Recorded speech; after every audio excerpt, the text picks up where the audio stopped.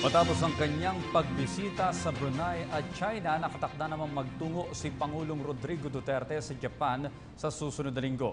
Ayon kay Deputy Chief of Mission of the Embassy of Japan, Minister Atsushi Ueno, inaasahang makatutulong ang pagbisitang ito ng Pangulo sa Japan para mas mapatatag pa ang 6 na dekada ng ugnayan ng dalawang bansa. Anito, naging matatag na kapanalig ang dalawang bansa sa kabila ng pagsakop noon ng Japan sa Pilipinas.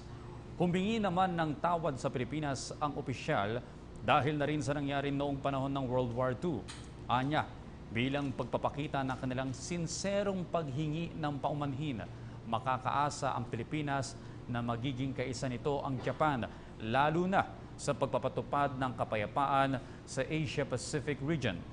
Taong 1956 nang muling mabuo ang diplomatic relationship ng Pilipinas at Japan, kung saan nagresulta ito ng pagbuhos ng mga nagnanais mamuhunan ng mga Japanese firm sa Pilipinas.